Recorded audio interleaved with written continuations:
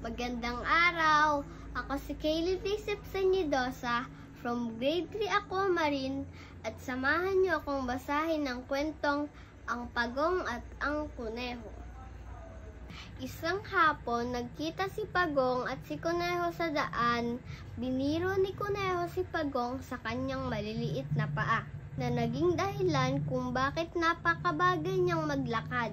Nainsulto si Pagong sa mga biro ni Kuneho. Sa kagustuhan ni Pagong, napatunayang mali si Kuneho sa kanyang mga paratang. Hinamon niya si Kuneho at nagsabing, kung gusto mong subukan ng aking kakayahan, bakit hindi natin daanin sa isang paligsahan? Maaaring mabilis ka subalit malakas naman ang aking resistensya, ang hamon ni Pagong.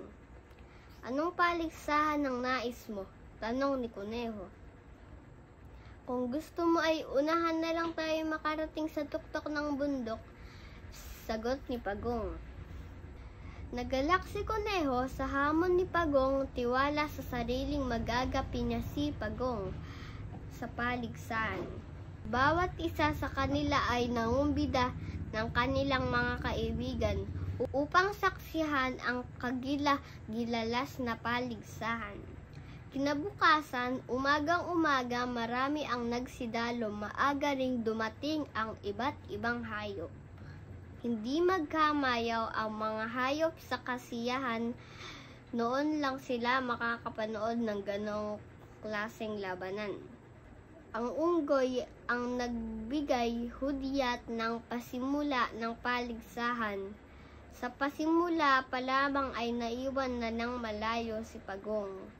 Halos hindi na makita ni Kuneho si Pagong dahil sa kalayuan ng kanilang pagitan.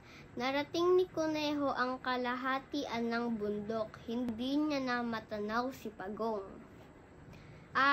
Mabuti pa ay mamahinga muna ako. Malayo pa naman si Pagong. Napakalayo ng agwat naming dalawa. Ang sabi ni Kuneho sa kanyang sarili. Naupo si Kuneho sa ilalim ng isang puno. Nang dahil sa kapaguran, hindi niya namalayang siya ay nakaidlip. Samantala, si Pagong ay nakarating sa kalahatian ng bundok ng magtatanghali. Inabutan pa siya ni Kuneho naghihilik. Himbing na himbing si Kuneho. Dala marahil ng kanyang kapaguran. Magdadapit hapon na nang matanaw ni Pagong ang rurok ng bundok, malapit na siya. Noon pa lang nagising si Kuneho, tinanaw niya ang ibaba ng bundok sa pag-aakalang nandun pa rin si Pagong. Subalit wala pa rin. Sinimulan niya nang muling tumakbo, takbong walang pahinga. Laking gulat niya nang abutan niya si Pagong sa tuktok ng bundok na namamahinga na. Hiyawan ang lahat ng hayop, lahat sila ay bumati kay Pagong. Si Kuneho naman ay hiyang-hiya sa pangyayari.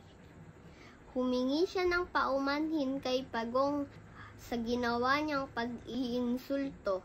Simula noon ay naging halimbawa na ng mga hayop na hindi dapat maliitin ang kanilang kapwa. May 3 akong katanungan para sa inyo. Una, ano ang pamagat ng kwento? Pangalawa, magbigay ng 3 hayop na nabanggit sa kwento. Pangatlo, anong natutunan mo sa kwentong binasa natin? Hanggang dito na lamang po. Paalam!